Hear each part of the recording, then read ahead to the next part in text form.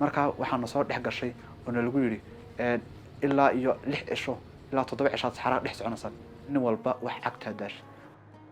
marka hadda hadasho ma tan aan ku leeyahay wala soo dajiyay dagaal oranayaa wala dilayaa laakiin markaan aragnay sida gaariga loo wado nin walba naftiisu ka samray gaarigii goor alliya goor u dhacay ma ogeyn anu waxaan arkaa dhulka alban arkay meel saxara agta la galay agtii saxara la galay ma arkay xaqan aan eegay inamadii dhalinyartay oo iska wada caadiya laba hablood halka markiiba madax waxaan ku halka gaariga bira kaga dhaceen midna halkaas ka gashay bari oo naftu kuma jirtaba mid kalena halkaan naftu waa sakaraad oo wali nafta ku sii jirto labadii hablood baan dul tagnay nimankii Libiyaanka mid baa isagana dhintay meel saxara hawlaha baan dul tagnay mid naftii baa haysa midna waxaan ku bari hore ka baxdayba waasaan dul istaagnay waan ooynay annagoo saa dul fadhfadhina ay xaajadii fiirka kale la socotay iyaga nagu soo noqdeen waxay nagu yiraahdeen maxaad ka dul eegaysan fuula gaariga fiirkan soo fuula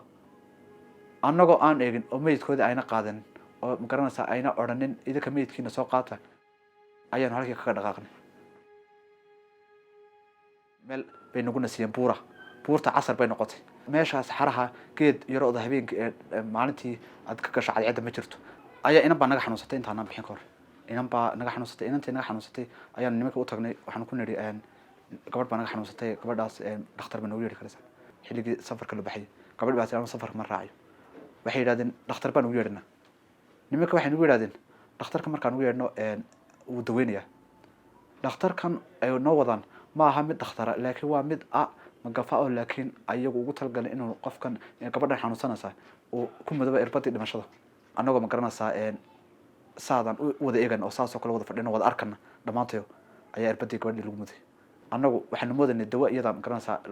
loo qabanayo ama ma garanaysaa loo oranayo dawadaasi ku caafimaadaysa waan irbadii wax yar kadib laba mir saddex mir kadib gabadhii way dhacday taas oo ma garanaysaa annagana nagu abuurtay ama makaag anigu markaan arkay gabadhii horteeda lagu dilay ma garanaysaa markii hore caafimaad qabtay aniga dareenkaygu wuxuu ahaa rumaantii mid aad ma garanaysaa isku bedelay buu ahaa laakiin wuxuu ahaa mid haddii aad ma garanaysaa maskaxdaada iyo ma garanaysaa wadnahayga iyo qalbigayga aan eego uu ahaa mid intuba isbedelay afarta habeenimo ayaa la gelayaa safka marka la galo waxaa lagu oranayaa adoo shakhsiya xaafadda lamarkii sheeg waad sheegaysaa xaafadda lamarkeedii markaad saa usoo garaacdo ayaad oranaysaa xaafaddii maaba caafimaad qaba lugba ayaa kala jabtay ma garanaysaa gaariga waan ka dhacay gaariga baa ila qallimay caafimaad ishi baa iga soo dhacday wax been ayuu qoranay akhri haddaad intaa odhan weydo aday ku adhow baa lagu dilaya ushigaa ku bilaamaysa maalintaad sidaa u garaacdo hooyada adoo ooyaad garaacsa markaad hooyadaas sida ay telefoonka kaaga qabato ushi way ku bilaamaysa waa lagu garaacaya xaafaddii 20 cishay ku qaadatay 20 cisho xaafaddu ay lacagta soo dirin walba ay ku socotay waxay kulmay inaan garasay leeyahay safar bad galaysaa oo baxad galaysaa badii waxaanu galay in qolkii lacag bixinta in lagu daro waxaanu aragnay niman aan bir horena laga saaray oo injir ay gashay oo ma garanaysaa habluhii iyo raggii saala isku dhex seexiyaan aragnay habeenkii labada habeenimo markay tahay xilli dambe la kala seexdo ayuu soo galiyaa magafi isagoo ula sita qoriyo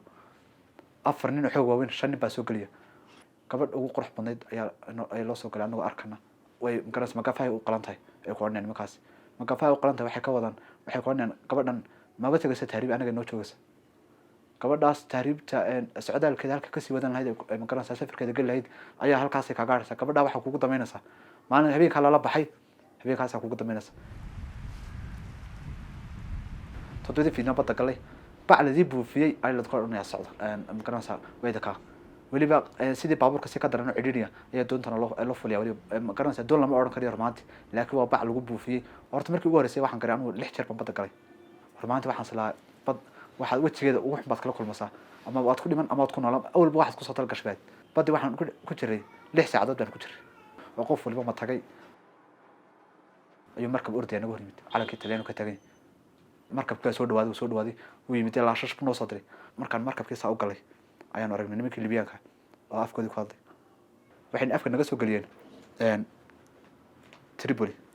waxaan la soo galiyay jeel yiraahdo daraqsika waxaan ugu nimanay 800 oo qaxoonti habeenkii soo galan ay dadka laayaan ay qoriyo dabadooda la dhacaan xanuun baa igu dhacay ma garanaysaa xanuun TB baa igu dhacay magaranaysaa shubanka baa ku dhacay jeelka anuu ku jira oo isle nolosha magaranaysaa jeelka ayaad ku dhamaysanaysaa nolosha gebigeedaba ayaa safiirka Soomaaliya ayaa noogu yimid jeelasha go'aan waxaan ku qaatay inaan wadankayga shaqo kasto iga hor timaada inaan dhul kaga shaqeysto ayaa niyada magaranaysaa gashaday diyaaradda markaan soo koray waxaan dareemay farxad aad iyo aad u fiican rumaantii aad bayna magaranaysaa igu dheereyd marka aniga dhalinyartii soo fuuleysayba wajigayga waxa ka muuqday maalinta farxadii magaranaysaa farxad aan la soo koobi karin oo aad u balaaran dhamaantood way wada yimaadeen waxayna igu arkeen maalintan Muqdisho soo galay oo aan soo sheegay ayay Hargeysa dhamaantood isku wada yimaadeen waxayna igu farxeen si garoonka Hargeysa cigaal markaan soo degay farxad aan la soo koobi karin oo de magaranaysaa qof dhintay oo kala soo noolaaday ayay qaateen